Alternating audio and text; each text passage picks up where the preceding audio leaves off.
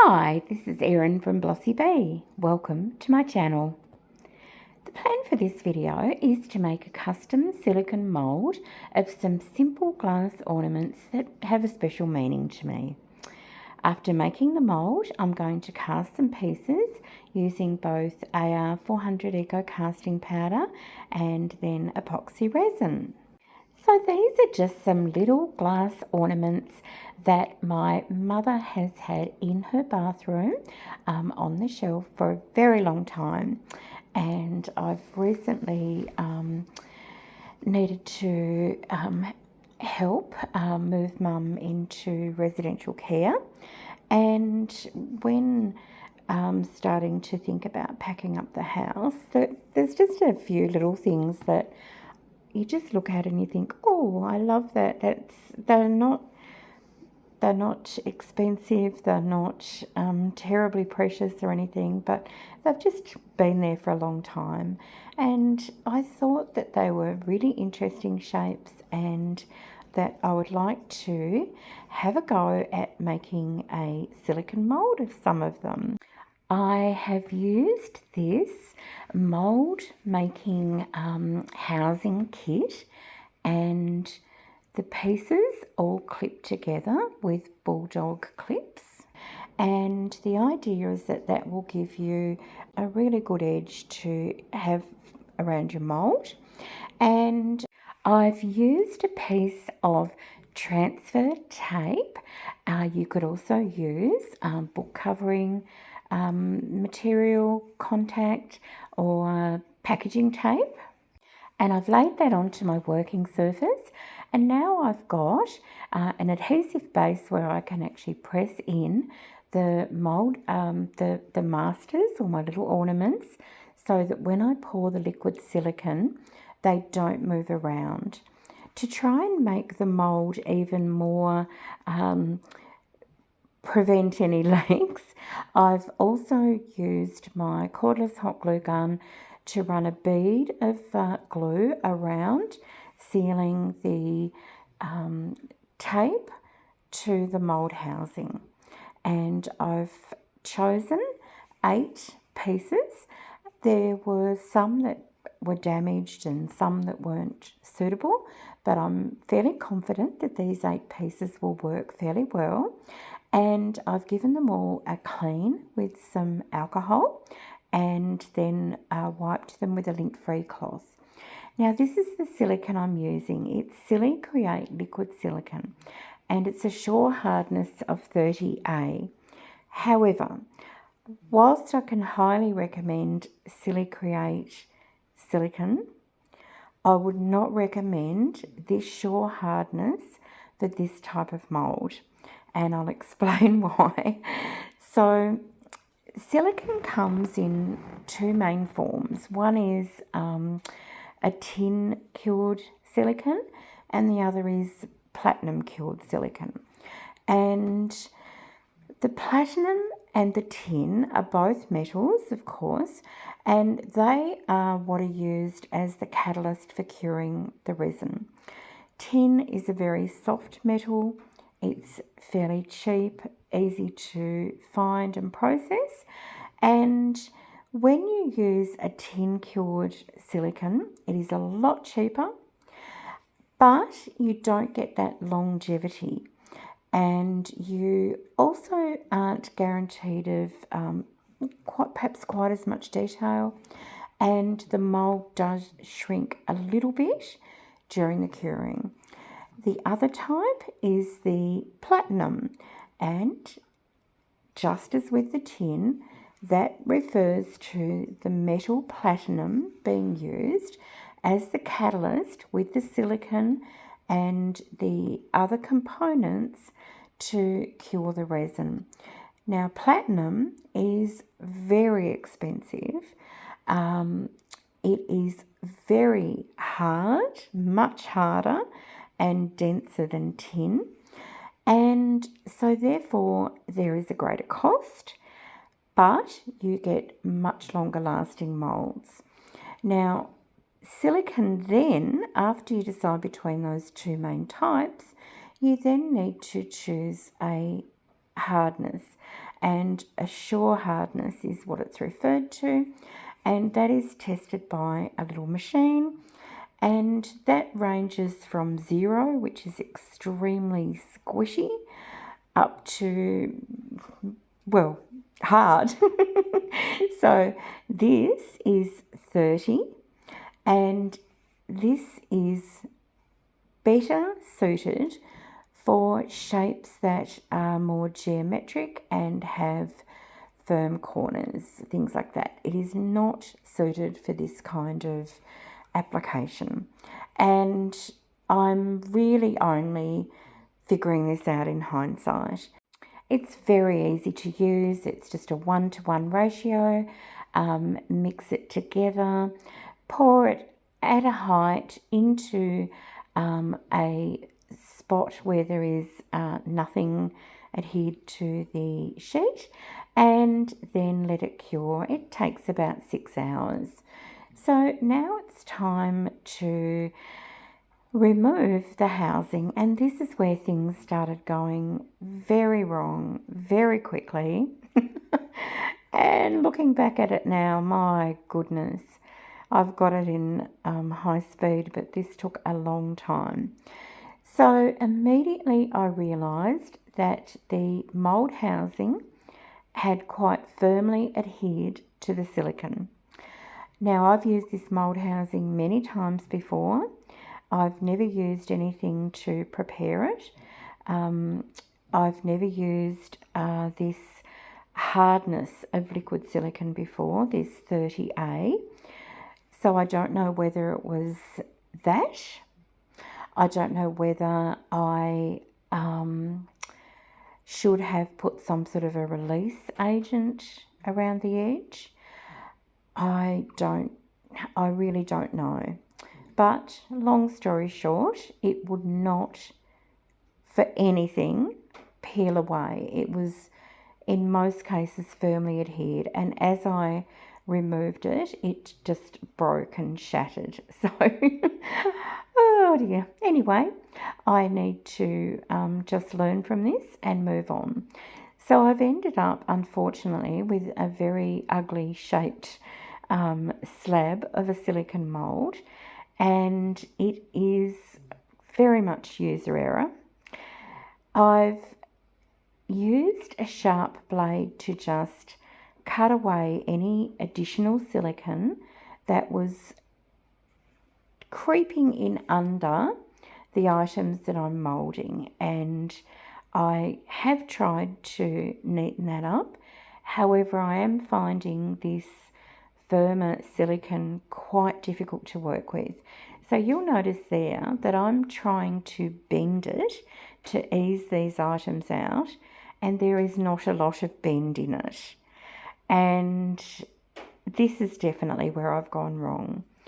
The other error I believe I've made, which I would like to avoid in the future, some of these pieces are much higher than others, and so I've got a combination of pieces that are perhaps 3/4 of a centimetre to a centimetre in height, and then I've got others that are 2 or more centimetres. So when you're using liquid silicone, it is a very expensive material, particularly platinum cure silicone. And you need to do everything you can to minimise the amount that you're using. Otherwise, you are going to end up spending an absolute fortune. And most of us need to be careful with our crafting budget. So when you are going to make a mould, my strong suggestion is to have all of your pieces very uniform in height, and to not have such big gaps between them. So this would have worked out quite an expensive mould. And just to give you a reference, I think if I just had to budget off the top of my head, I'm sort of thinking in the $20 mark, maybe up to mid-20s, just in silicone alone, let alone all of the time. and the stress and the fact that my housing kit was destroyed. So, mistakes were made. However, I am pleased to see that the items do look as if they've left a detailed impression, and I'm very excited to check them out. The easiest way for me to do this is to quickly mix up a batch of AR400 Eco Casting Powder, because I know that in about 45 minutes to an hour at the most, I'm going to be able to pop these out and really check them out. And it's a great quick way. You could also use a polyurethane resin. However, I have found that very stressful to use in the past, as you are literally talking a couple of minutes at the most of working time. Whereas with my AR400, I know I'm very familiar with it, and I know I've got probably around about up to 10 minutes.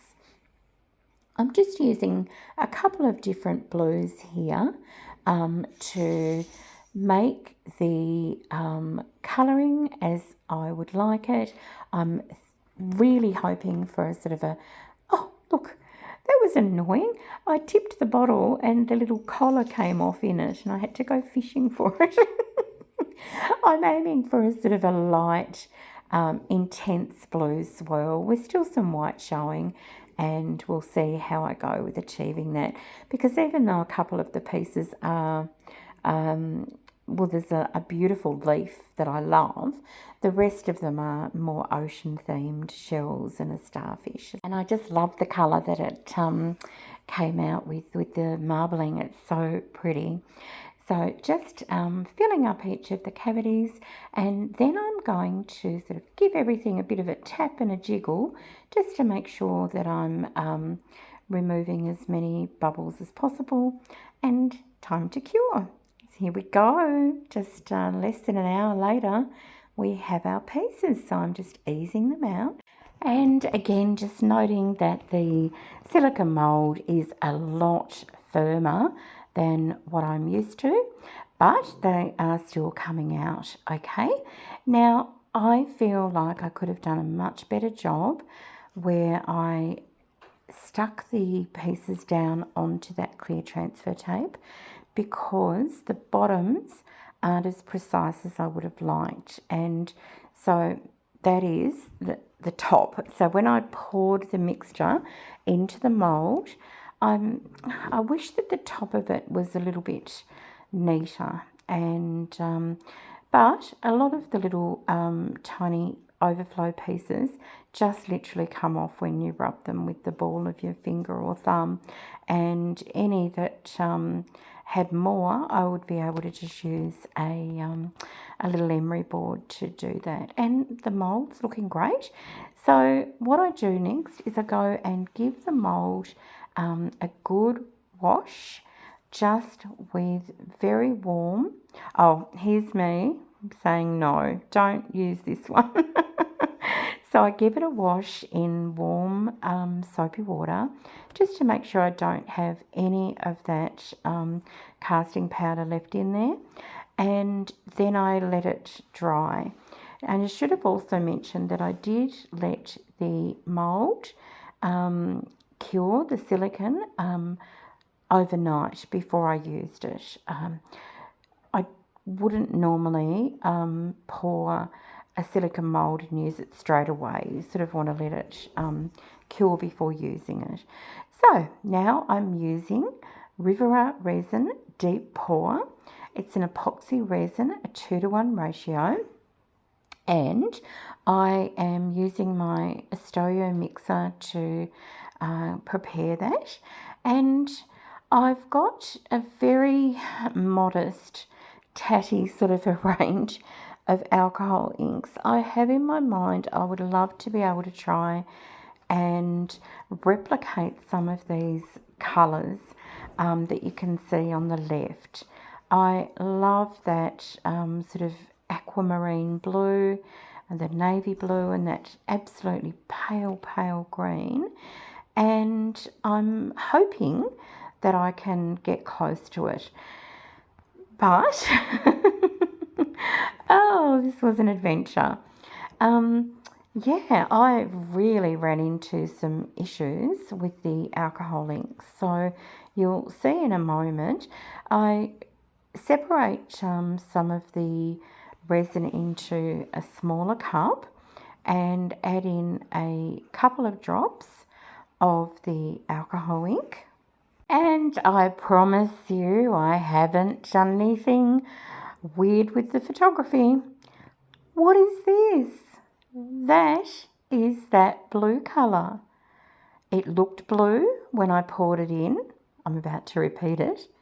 So, a squirt of it onto there, looked fine, a little bit into here. And as soon as I start stirring it, it just goes this revolting, like a dirty oil colour. And I have no idea what's going on. It's just, I can't understand it. I've never had anything like this happen before. I'm not very experienced with alcohol inks though, but if this has happened to you, I'd love to hear from you in the comments of what you think was the cause or what you know to be the cause, because that was crazy. Anyway, I move on to another colour because that one is obviously not happening, and this is so pretty. I'm loving this. I'm also very aware though that the colour that you see in a cup is often much lighter than what it's going to be when you pour it. So I'm trying to be very realistic about my expectations and just using a piece of paper towel to drop a little bit on there so I can see what it looks like against the white background away from the volume of the cup. And yeah, very excited to see how these come out. So I'll start pouring these in. And then for whatever reason, I just can't let go of this weirdness. And I decided to do an experiment. I decided to grab my Arc liquid pigment, which is specifically designed for eco casting powders, and pop a drop of that in. I knew how this was going to turn out. This is not designed. This is a water-based pigment. It is not designed to go into resin, and it actually slightly beads up and separates from the resin. But this is how desperate I was starting to become, because this was crazy. Just so bizarre.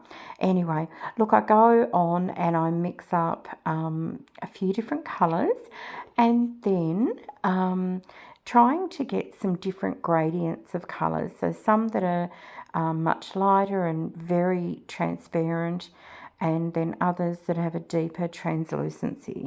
And of course, I'm running out of resin because I've ruined the little cups there. So I decide to give the least dirty oil looking cup a second chance. And it's quite interesting. As soon as I add in the normal alcohol ink, I can see that there's some little bits starting to separate out, and I'm wondering if that is from the previous ink. But by this stage, I don't feel like I've got anything to lose. I've got these last two cavities to fill, and I know it's a really good quality resin. I know I've done something really wrong with the pigments, but I'm hoping that it works out okay. Now, this takes overnight to cure, usually about 24 hours, and so I'm very excited to start working on them. Now, look at how chunky this mould is. Honestly, it's solid. But look at the colours I'm getting. Oh, I'm so happy with those. I really, really had my heart set on some navy blue, but that wasn't to happen. But these bluey green colours are just gorgeous, and they look like glass as well. They really do. It's interesting. They weigh, I would estimate, around about half the amount of the original pieces. So glass is quite heavy. These are very lightweight, but they are very, very pretty. They just catch the light, and even the two that were done with that, shall we say, tainted resin turned out okay. So not sure what to think. But now I decide I need to think about other colouring, and I really want to use translucent inks, and I don't have any that are designed for resin, but I do have these art inks. I remembered them, and so I went and got them out, and I'm going to go super carefully and slowly here because I don't want to ruin another lot of resin. And we're going to go for a green tint this time. So I'm going to just very slowly and tentatively see if this colouring mixes with resin. If you watched ages ago, we had a horror collaboration, and I did a tale of a sea witch, and I thought it was hilarious. Some people thought it was hilarious too, which is good. But I made bloody mermaid tears, and I used the red one of these inks to tint for the blood in the resin, and it worked perfectly. So I was feeling good about it, but I'm still going slow and steady. I want to make sure I do the best I can to avoid any incidents.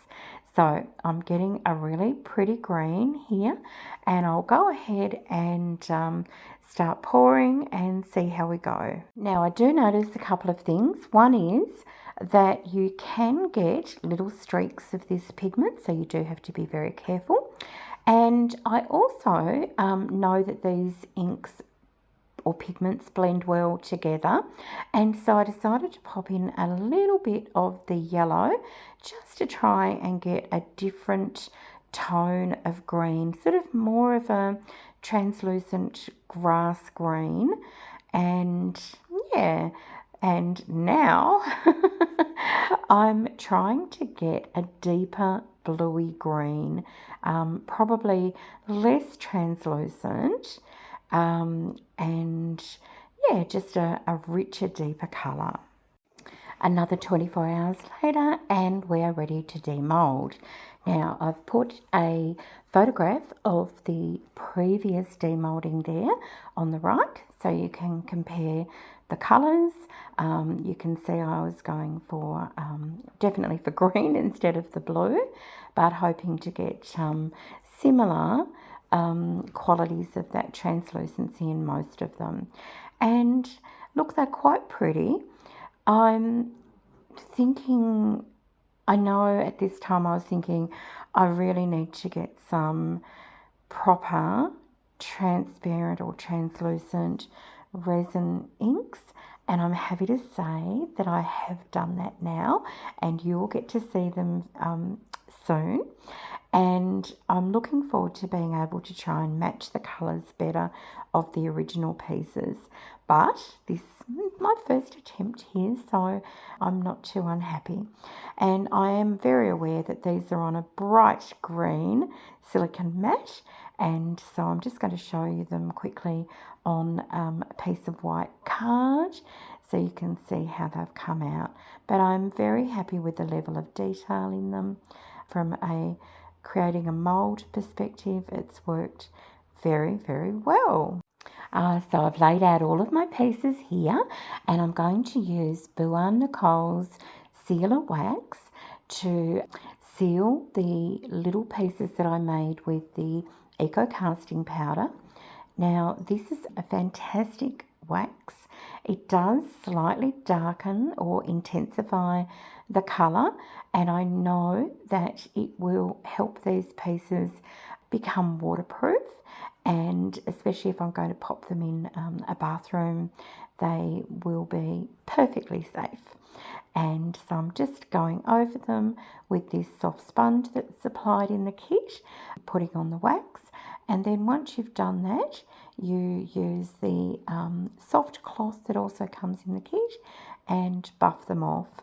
So I'm just looking over on the right there at the pieces that I've made, and I really do think they look so pretty. Some of the colours are a fantastic match, and the other ones, well, that's just a challenge for me to have another go. Now I've got my lovely pigment. Thank you so much for joining me while I'm making these items. I had a lot of fun doing these and a lot of lovely memories tied up with staying at Mum's and seeing these in the bathroom, of course. And here are some final photos and video of the pieces. And thank you again. I really appreciate your company, and I look forward to seeing you in the next video. Bye for now.